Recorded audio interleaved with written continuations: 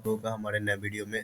तो आज हम आप लोगों के साथ डिस्कस करने वाले हैं जो पीजी एमएससी का जो डिग्री कोर्स होता है, MD MS PGD DNB degree और डिप्लोमा का जो कोर्सेस होता है, उसमें जब डॉक्यूमेंट वेरिफिकेशन होता है काउंसलिंग के बाद, तो उस समय कौन कौन से डॉक्यूमेंट की आवश्यकता होती है। तो सबसे पहले हम यहाँ पे देख सकते हैं, इनक्लोजर्स में लिखा हुआ है original and self attested photo copies of the following documents as required are the submitted along with the application form।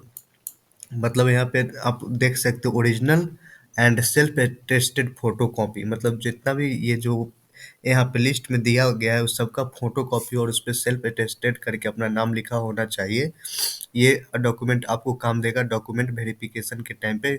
जहाँ पे आपको जो कॉलेज अलॉट होगा वहाँ पे जब आप वेरिफिकेशन करवाने जाइएगा डॉक्यूमेंट वेरिफिकेशन, तो वहाँ पे काम देगा। तो चलिए हम देखते हैं कि सबसे पहले यहाँ पे आपको लिखा गया है रेसिडेंटल सर्टिफिकेट। यहाँ पे रेसिडेंटल सर्टिफिकेट जो है, अगर आप बिहार के निवासी है तो आप बिहार के निवासी है, इसके लिए आवासीय सर्टिफिकेट बनता है जो ब्लॉक लेवल से बनता है, ब्लॉक से बनता है। उसके बाद आप उसको ले ले जा सकते हैं और उस पर सेल्फ अटेस्टेड आपका जो नाम होगा वो लिखा होना चाहिए। उसके बाद आप कास्ट सर्टिफिकेट देख सकते हैं, कास्ट सर्टिफिकेट यहाँ पे आपको ले जाना है। और उसके बाद तीसरे नंबर पे आप देख सकते हैं कॉलेज लिविंग सर्टिफिकेट, जो आपका जो सीएलसी जिसको बोलते हैं कॉलेज लिविंग सर्टिफिकेट को, उसको ले जाना है। उसके साथ ही यहाँ पे आप देख सकते हैं कि रोटेटरी इंटर्नशिप कंप्लीशन सर्टिफिकेट, जो आप लोग जो इंटर्नशिप किए होइएगा उसका जो कंप्लीट हो गया होगा उसके बाद एक सर्टिफिकेट देता है इंटर्नशिप करने के बाद, कंप्लीट होने के बाद। तो वो रोटेटरी इंटर्नशिप कंप्लीशन सर्टिफिकेट है, उसको आपको लेके जाना है।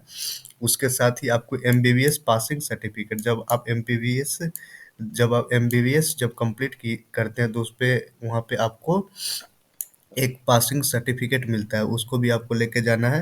और उसके साथ ही यहाँ पे आप देख सकते हैं यहाँ पे marksheet of MBBS 1, 2 and third part, मतलब एमबीबीएस का जो मार्कशीट है वो first, second and third part का वो लेके जाना है। और उसके साथ ही एनओसी फ्रॉम एम्प्लॉयर, अगर आप एम्प्लॉयर हैं, अगर आप कहीं पर काम कर रहे हैं तो आपको एनओसी नो ऑब्जेक्शन सर्टिफिकेट को भी लेके जाना होगा।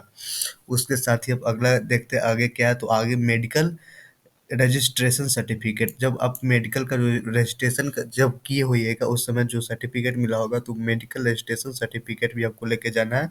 उसके साथ admit card, PG medical test that is NEET PG 2024, मतलब जब आप मेडिकल का जो टेस्ट दिए जिस टाइम एडमिट कार्ड आया था, जब आप अप्लाई किए थे, उसको लेके जाना है। उसके साथ ही आपको यहाँ पे लिखा है 6 photographs identical to one used preparing and admit card NEET PG 2024, मतलब 6 फोटोग्राफ मतलब आपको लेके जाना है।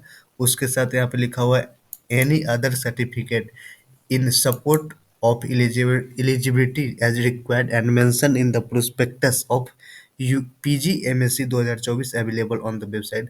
इसके साथ और भी कोई डॉक्यूमेंट है जो आपकी एलिजिबिलिटी को शो करता है, तो वो डॉक्यूमेंट को आपको लेके जाना है।